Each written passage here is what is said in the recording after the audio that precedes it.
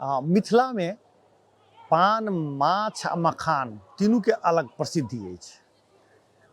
खास कर मखान के जो बात कयल जाय तऽ मखान बेगर कोनो चीज पूर्ण नहि होइ छै तेना कहल जाइ छै।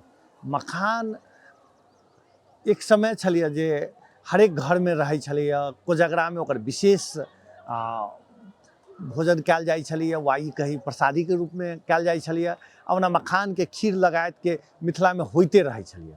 लेकिन मखान के कारण से बहुत लोग के फायदा होइ छै से आब लोग बुझऽ लागल छै। मखान स्वास्थ्यक लेल बहुत फायदामंद होइत अछि।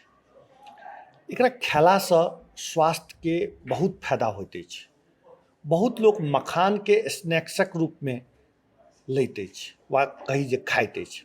ई खेला से ब्लड शुगर लेवल कम होइत अछि, तौल सेहो कम होइत अछि। एहि संगे संगे एंटी एजिंग प्रॉपर्टी सेहो पाओल जाइत अछि, जे हृदय स्वास्थ्यक लेल बहुत फायदामंद मानल जाइत अछि।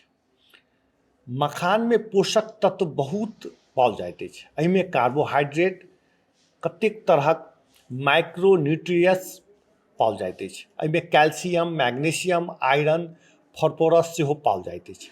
ब्लड प्रेशर कम करऽ में ई बहुत फायदामंद होइत अछि। मखानक भीतर सोडियम बहुत कम होइत अछि आ मैग्नीशियम बेसी। डायबिटीजक रोगी के लेल मखान बहुत फायदाजनक होइत अछि। एहिमे ग्लाइसेमिक इंडेक्स बहुत कम होइत अछि। मखान खेला से स्किन हेल्थ इम्प्रूव होइत अछि, कारण मखानक भीतर बहुत एहन एमिनो एसिड, एहन प्रोटीन होइत अछि जे स्किन के विकास में बहुत मदद करैत अछि। स्किनक टेक्सचर बढ़िया होइत अछि। स्किन के स्मूथ बनाबऽ में, खास कऽ दाग सब, झुर्री सब हटाबऽ में मदद करैत अछि। पुरुषक लेल टेस्टोस्टेरोन लेवल बढ़बैत अछि, जाहिसँ मसल सेहो बनैत अछि।